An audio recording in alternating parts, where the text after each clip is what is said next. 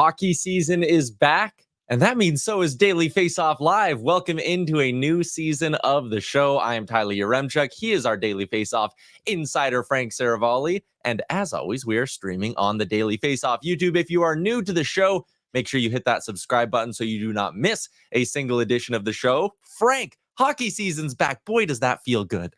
Let's go. On the 787th day of preseason, they said, let there be real hockey. And look, Global Series, that was great. In Czechia, nice little appetizer.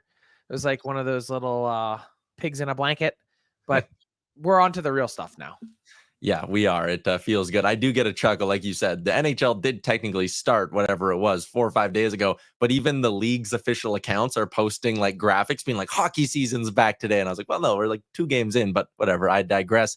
Like I said, if you are new to the show, our format is, I think, kind of unique. We're a daily live show. We stream Monday through Friday at noon Eastern, and we go at things in sort of a rapid fire style to try cover as much of the league as possible so you can hear takes not only about your favorite team, but about the 31 other teams around the league. And one of them is a new team. Frank is in Utah right now. He is not usually in this kind of a setup. He's usually got a nice big backdrop with fancy lights, but you're in Utah for the first ever game for the Utah Hockey Club. We'll talk about that in a little bit with our insider segment, which we call Icebreakers. But for now, Frank, let's get into our first 4 topics of the day. They are brought to you by our friends over at Fountain Tire. You and your family's safety is important. Fountain Tire specializes in tire and auto service, and you don't have to settle for a good deal or customer service because at Fountain Tire, they do both. They treat your vehicle like it's their vehicle. And right now, Fountain Tire has a great deal going on. You can save up to 25% off select tires, including Goodyear, until October 10th, plus save $50 on any service over $150. Some restrictions apply. Stop into a Fountain Tire today and make your appointment and check them out online at fountaintire.com. Frank, it is a banner night in the NHL for the Florida Panthers, who officially begin their Stanley Cup title defense today. No team in the league has played more hockey than the Cats over the last 3 seasons. They've appeared in 55 playoff games over the last 3 runs. It finally ended with them lifting the Stanley Cup, and tonight it will be them raising a banner. What do you make of the Panthers as they begin their stretch of trying to repeat as Stanley Cup champions? Well, first off, the first thing I think of is that's a lot of hockey. 55 playoff games, that's a ton. Look, they climbed to the top of the mountain, achieving something that is really quite rare in today's NHL. To get to the Stanley Cup final the prior year, to lose, and then make it all the way back. And not only that, but hang on for dear life against the Edmonton Oilers after holding a 3-0 series lead. So they earned their championship rings. They received them yesterday. It was so awesome to see the look on players' faces. Matthew Tkachuk saying this is a piece of jewelry, like unlike anything I've ever seen. So what do I make of their defense? They're going to be in tough, not just based on the residual wear and tear, even though Paul Maurice has said this team came back in fantastic shape, maybe even a little bit better than they expected. I think they've lost so many significant pieces on the back end that, look, this team has found lots of diamonds in the rough, whether it's been Josh Mahura or whether it's been reclaiming and working on Brandon Montour after a really tough stint in Buffalo, or pick whoever you might want it to be. But the 2 power play quarterbacks to open the year for this team are Adam Boqvist and Uvis Balinskis. They need some help. And I think as constituted, although Forsling, Ekblad, and they're nice pieces to lead off your top 6 or whatever you want to call it, your back end, I just think they are not right as currently constituted Cup contenders on the defense category.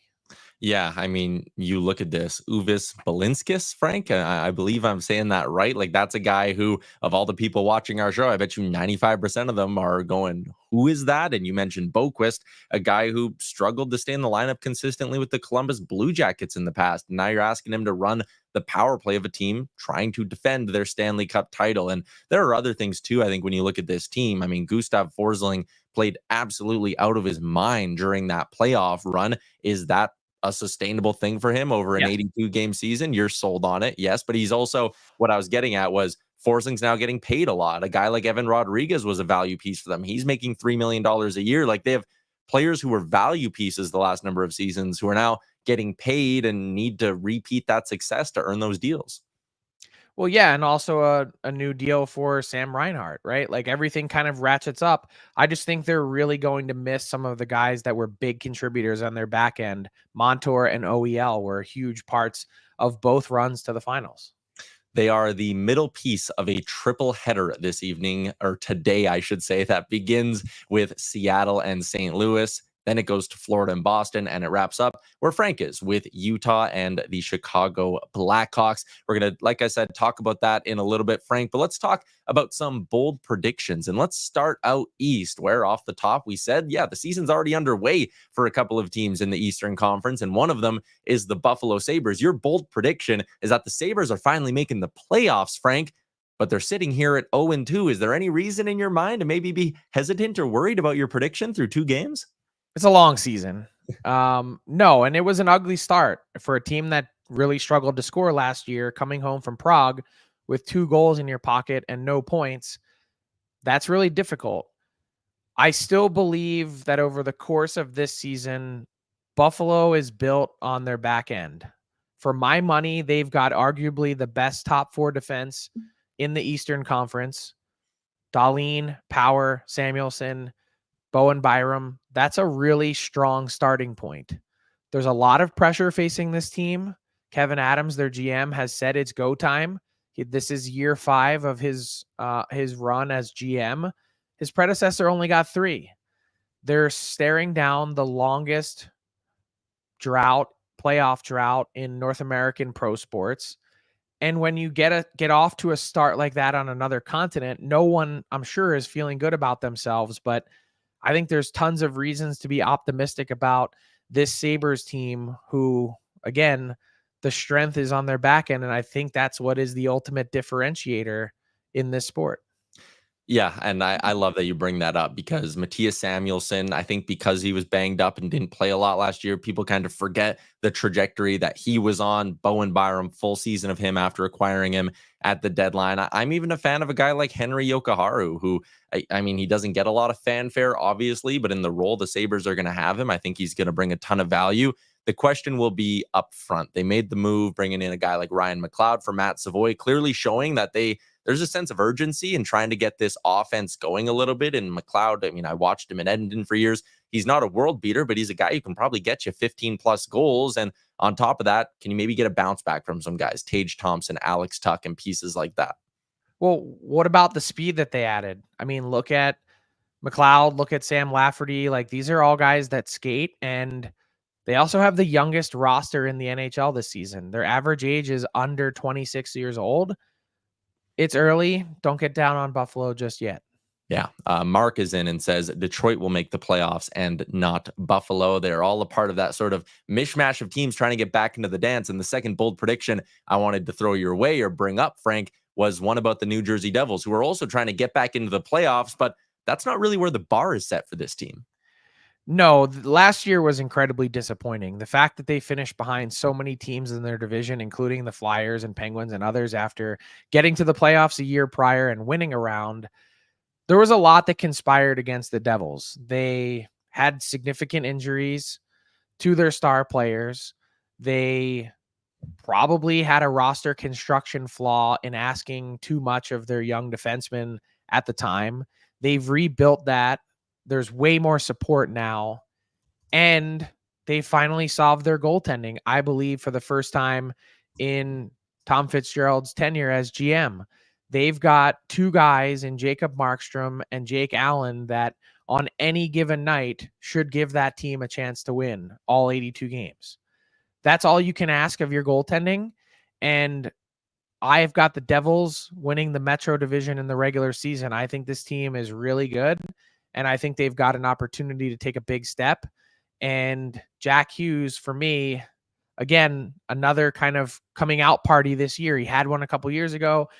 Got to stay on the ice, got to stay healthy. If he is, he's as good as it gets. Let's head out west, Frank, and talk about a couple of teams there who are or they feel like they're going in different directions. But the team that I think a lot of people crowned the offseason champions was the Nashville Predators. GM Barry Trotz did a lot of heavy lifting, specifically in free agency, where he brings in Steven Stamkos, makes that big splash. Brady Shea brings him in, and also Jonathan Marchessault from the Golden Knights, which is kind of forgotten because Stamkos was such a big splash. But Marchessault, who you see here with the Golden Knights last year, popped home 42 goals. Like, he outscored Steven Stamkos last year. But there's always that little bit of me that goes, the team that wins the offseason does not always win the regular season. Do you think this offseason success can translate for Trotz and company? 100%. How could it not? I mean, you're talking about 3 humongous additions to your team that, by the way, was already a playoff team last year. You've still got your backbone in UC Saros, who I picked to win the Vezina this year. You've got, I mean, look, let's say, so the 2 of them, Stamkos and Marchessault, they combined for 82 goals last season. Let's say they both take a slight step back and it's 70, 35 each. Does anyone think that's not doable? I mean, you're talking about a significant influx of offense, and then you add in Shea on the back end, who I think is a really well-rounded defenseman. The Nashville Predators have gone from playoff team in my eyes to legitimate circle of 5 to 7 Stanley Cup contending teams in one offseason. And your bold prediction, Barry Trotz wins GM of the year. We know when they vote on that, it's when teams get to the Final Four, like the grown people always make is, oh, they just give it to one of the GMs who's in the conference finals. Is that maybe you alluding that you think the Preds can make it to round 3? Why not? I mean, why not this team? Let's see what the division looks like. Let's see what the bracket looks like. So much of it is dependent on that. But when I'm telling you they're in that circle of teams that can contend, of course they can get to the conference final. And I think Predators fans are sitting there and they're chomping at the bit to get this season going. There's legitimate optimism after such a fun and news-filled offseason. One team, one fan base, Frank, that's maybe wincing a little bit would be that of the LA Kings. I think Kings fans are going, okay, can Darcy Kemper get back to his old self? Can this blue line survive without Drew Doughty, who's going to be missing the next couple of months with that injury he sustained in the preseason? Can Warren Fogle bring what Victor Arvidsson did? Like, there's a lot of ifs with this Kings team, and your bold prediction, you didn't have them in the playoffs. Yeah, I don't. And I think they're not far off. Like, I think they could certainly, they're going to be in that mix somewhere between 7 and 11. They are a team that I think has some flaws. I'm not so much down on Kemper, so much so because he has spent time in LA before and there's a familiarity factor. I think that it's not a totally new environment. And I do think Brandt Clark can pick up a lot of the slack for Drew Doughty on the back end, particularly on the power play for the first couple months of the year. That's going to be his coming out party. But I think where I struggle with the Kings maybe isn't so much necessarily in the short term of this season and making the playoffs this year, because again, it's certainly in the realm of possibility that they're in the playoffs. It's more so looking at the long-term view of this team and saying, hey, this is one that just came off of a pretty significant rebuild. They've gotten to the playoffs 3 years in a row, lost in the first round each time to the Oilers. And while there may be a certain part of, hey, there's a team that's a roadblock in our division that's ahead of us, the other part is outside of Quentin Byfield, there's only one other player on their playoff roster last year that was homegrown talent under the age of 23, and that was Alex Laferriere. So to me, they don't have a ton else that's on the way in that group that can really help sustain this push that a rebuilding team should have had. There's been a lot of missed draft picks. There's been some questionable decisions in terms of goaltending. And then there's the Pierre-Luc Dubois trade, followed by the subsequent trade, which could have also been a buyout, that I think has really put this team in a tough spot.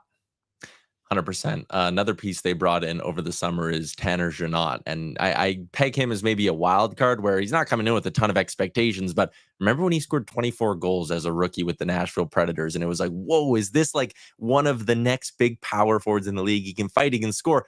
Well, in the next 3 seasons, he's only scored 13 goals. I think it's an interesting gamble that the Kings took with him to try to give some spark and some juice to this roster. Maybe he can be that thorn in the opponent's side pest that they were quite honestly hoping Pierre-Luc Dubois would bring a little bit of.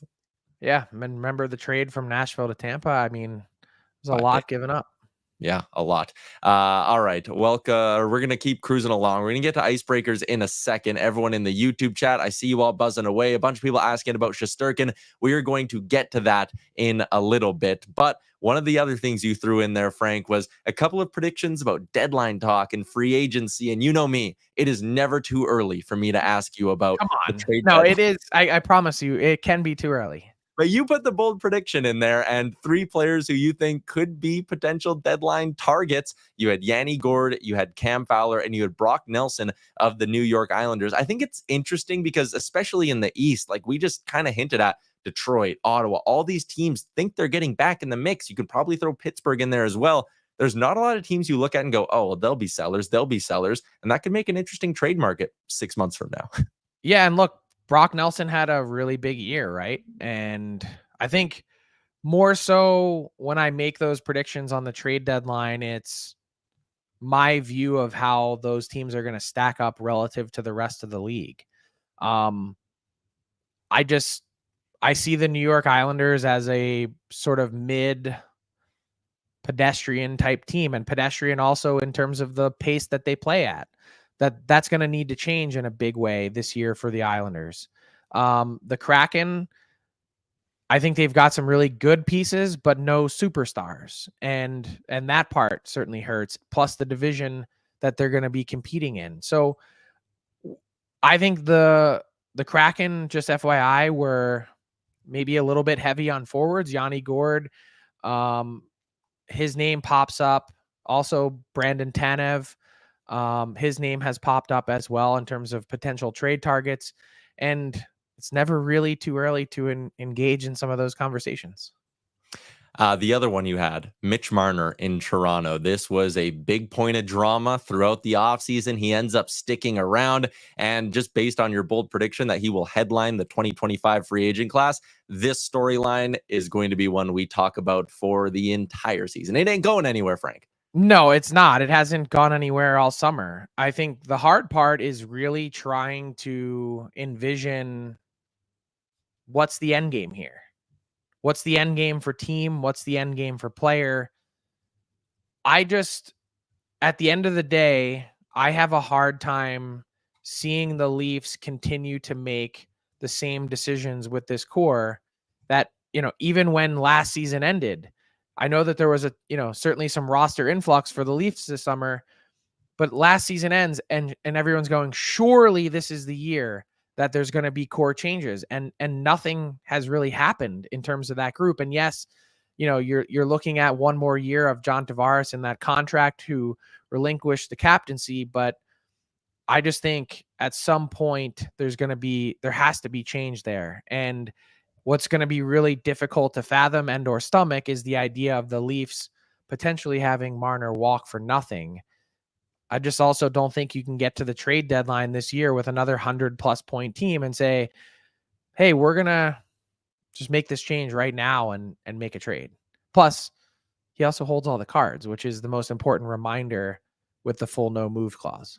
Yeah, if he doesn't want to go anywhere, he ain't going anywhere. So definitely one of those stories that we'll be keeping tabs on throughout the season here on the show. And it is the first season that features hockey in Utah. Fascinating stuff. Let's get into that with today's edition of Icebreakers.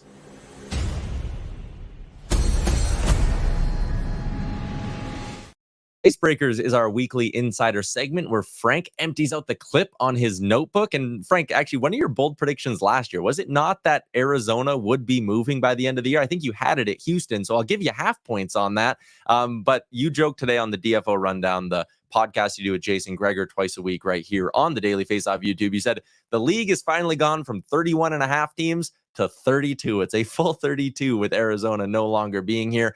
You're in Utah. What's the excitement level like amongst the locals? By the way, that wasn't a joke. That was a real thing. I mean, you consider that some of the limitations with this Coyotes team last year, not just playing in a 4,000 seat arena, but all the other things that they didn't have sort of necessary to compete. When Ryan Smith and Ashley Smith bought this team, or I guess founded this team, since it's a quote unquote new franchise, they got the players together last May and said, look, we have to make 1,000 decisions between now and opening night puck drop.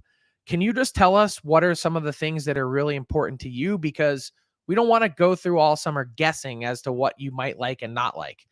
Some of the things they asked for: a better plane, better hotels, nutrition, team chef, all things that have sort of been standard in the NHL for a long time in other teams, other cities, that they just didn't have. And so now all of that's taken care of. The facilities are work in progress and world class at the same time.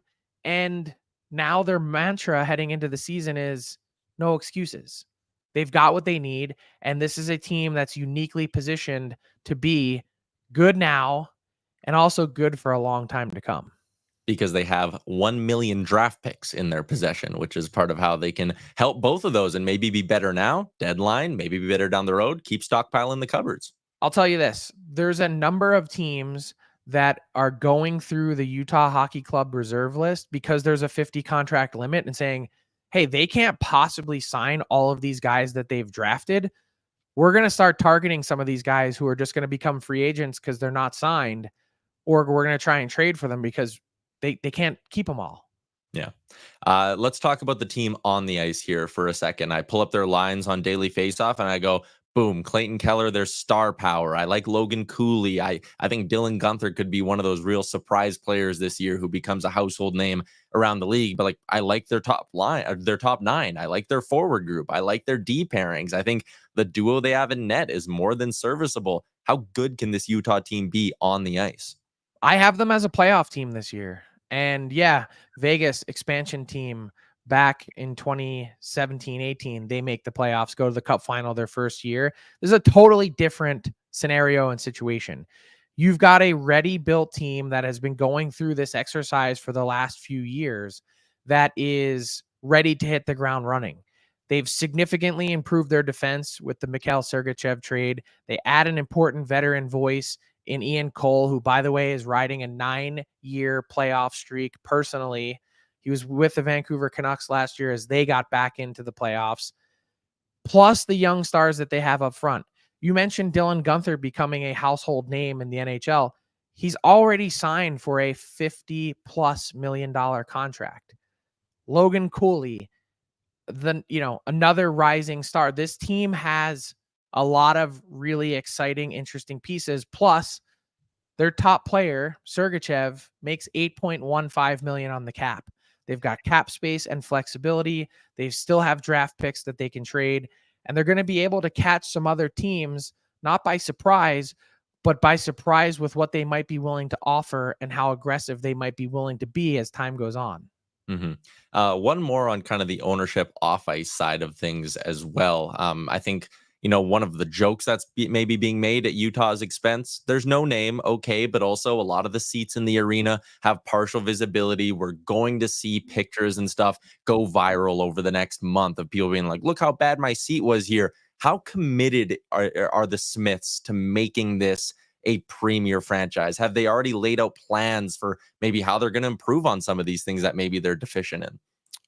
They're leaving no stones unturned. Right over my left shoulder here is Delta Center, and they already totally redid the concourse and everything else over the last few years with the Utah Jazz. But they're about to embark on a $900 million renovation of this arena. They're waiting for this upcoming season to end so that they can basically wheel in a crane and begin demolition, because they're blowing out the foundation and the walls of the arena and completely redoing it so that there are no more obstructed view seats. What you're going to see with some obstructive view seats is basically just the pain point of, hey, there's only 5.5 months to turn this around and get this team in an NHL market with an NHL building. And so they're just going to have to live with that for the next 3 years. But in 3 years' time, this place is going to be as good as or better than most other NHL arenas in terms of sight lines and everything else that comes with it. Their practice facility, Utah Olympic Oval. I was out there yesterday. Same kind of thing. Think of speed skating, big giant oval. Well, in the middle of it, there was an Olympic hockey rink. They shrunk that down this summer. It's now a regular size NHL rink. Their locker rooms, players are getting a view for the first time today. Some surprises in there at Delta Center. They've been hard at work at this over the last 5.5 months. What you see now is not going to be the finished product. And what you see in terms of excitement, though, that's what makes this a full 32nd NHL franchise, in that everything's back on track and the way that it should be. All right, pivoting away from Utah, our chat has been itching for this one. Joe, who is our resident Rangers fan, he's been in the chat for years, Frank, he wants to know, did he miss the Igor talk? You did not. So Igor Shesterkin is extension eligible. Kevin Weeks reporting he's turned down a massive offer from the Rangers. What is your read on this Igor situation? Do you have any updates? So I can confirm that is accurate. The New York Rangers have put an 8-year, $88 million offer on the table for Igor Shesterkin, $11 million a year, fully conceding that Shesterkin is going to be the highest paid goalie in NHL history, surpassing Carey Price's $10.5 million deal. The problem is the Shesterkin camp thinks that they can get somewhere around $12 million or more on the open market. That is probably true if he were to become a free agent next summer. Do you want to leave? Or do you have a good thing going in New York with a good team and a chance to win? Not to mention everything that comes with being a New York Ranger. There are limitations. The Rangers have a set number in mind that they just, I believe, aren't willing to exceed. And so whatever that limit is or number is, I don't know. But I don't believe that it starts with a 12. And so if Shesterkin would like to get a deal done between now and the start of the regular season, which, by the way, you're running out of time, it's going to have to be a number that starts with an 11. And for Shesterkin, I mentioned some of the interesting talking points, but are you also going to draw a line in the sand? I don't think the Rangers view this as a hard deadline of, hey, we better get a deal done by the time that, game one, or else he's not going to talk again. But we'll see if that's bluster or if that's real from the Shesterkin camp about being willing to negotiate further based off of this latest offer. I mean, it's not going to happen, but can you imagine a free agent crop that had all three of like Rantanen, Marner, and Shesterkin in it? It would be something we haven't really seen in the NHL for quite some time.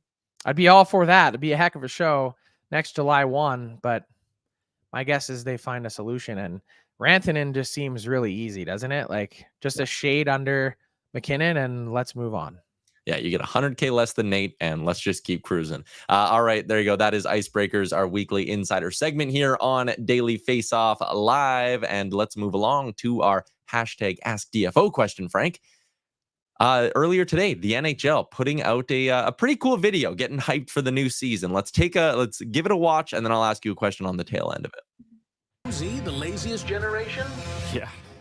We don't work hard. We expect big promotions right away. McDavid, the youngest captain in history. We're addicted to screen time. So worried about self-care. Suzuki scores! Look out! And we don't adhere to dress codes. We always want everything handed to us. Kids these days. Frank, as far as promotional material, that is A+ stuff from the NHL, ending it with Sid. But we got to look at McDavid and Bedard and Jack Hughes and Matthews and all the young stars. Your Ask DFO question, give me one player who's going to work his way into that superstar conversation this season. Matvei Michkov of the Philadelphia Flyers. NHL debut on Friday in Vancouver. He's actually exceeded the Flyers' expectations for training camp. Like, their level was pretty high to begin with. What they love about him is that he competes like an absolute junkyard dog. And the Flyers are really excited for that combination of compete and skill. And I'm not predicting a massive, 85, 90 point season, but what we are looking for from Mitchkov this season is to really supplant himself as the future of that team, which a lot of people have viewed for the last couple years. It's so exciting from a Flyers perspective that weren't expecting to have him for a few years to now begin to get a taste of that. And 1 year older, having again played with men in the KHL, he's entering ready to compete. So if you saw an over-under floating around out there at 47.5, I would smash that. 47.5 points. Speaking of over-unders, it is our friends at Bet365 who have plenty of Mitchkov props, both his points and goals.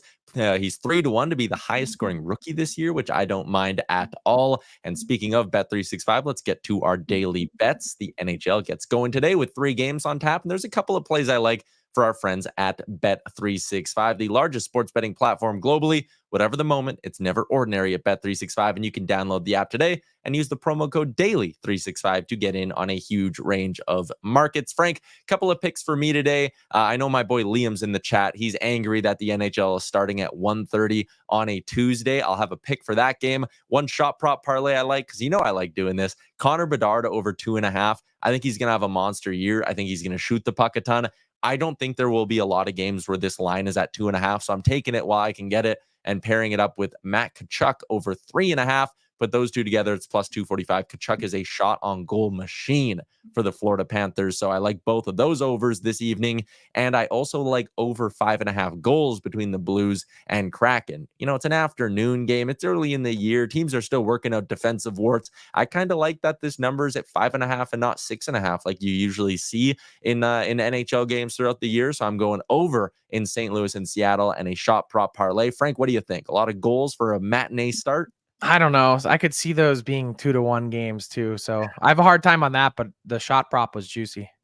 All right, let's wrap up the show with a little bit of garbage time. Frank, you did your kind of preseason tour and stopped in a couple of different markets and interviewed some big names in those markets. And one of your stops was in Ottawa. And I found what Brady Tkachuk had to say here pretty interesting. No, just to go back to last year, I think looking back at it, I think it's going to be the best thing that could have happened to us is, we had these expectations on ourselves and falling short and, kind of getting out of that vision of, being young kids that we make mistakes that we didn't really want to be, those are just natural mistakes. I think there's just a mindset that we had that needed to be changed. And I think all that adversity we faced last year and the disappointment of, not even being close to the expectations we put on ourselves, I think that's going to be the best thing for us. And that, we just have to change, the ways, change your mindset, change the way we play. And I think, with Greener, this coaching staff and the management, with the guys they brought in, it changes the complexion of our team and changes the way we're going to play. And I think everybody's bought into it so far and committed to it and expecting a lot out of ourselves. Frank, what else did you take away from your stop in our nation's capital, or my nation's capital, I suppose? Brady Tkachuk said it's been a way more professional camp. And Travis Green was saying he arrived here and what he likes most is that he's got a team that knows that part of the failures that they've had have been on them and that they're ready to learn and ready to work. So he's challenging them not just on compete, but also to think. And I think that this Ottawa team is going to be significantly improved. I don't have them as a playoff team this year, but I think this shouldn't be an all or nothing proposition. Just because these guys don't get in this year doesn't mean that there's a failure with this core. Even though Brady Tkachuk's in his 7th year, go look at the Florida Panthers who won last year. Alexander Barkov, 12th season. A lot of those guys, 10th, 11th, 12th season in the NHL. Sometimes it takes a little while to get where you're going. Yeah, 100%. That is a wrap on today's edition of the show, the season debut for us here at Daily Faceoff Live. We went a little bit long, Frank, but it's because I missed you. I don't know if that's why, but welcome everyone in. Give us a like, give us a subscribe. Trying to grow that YouTube page. Your line was, I missed you too. So you missed on that one, but that's all right. I forgive you. It's myself and Colby Cohen tomorrow because Frank is flying home from Utah. But again, we are here Monday through Friday at noon Eastern time, 30 minutes of straight hockey talk. And we look forward to seeing all of you who are over in the YouTube throughout the season. Enjoy watching some meaningful NHL hockey tonight, everyone. And I'll talk to you again tomorrow.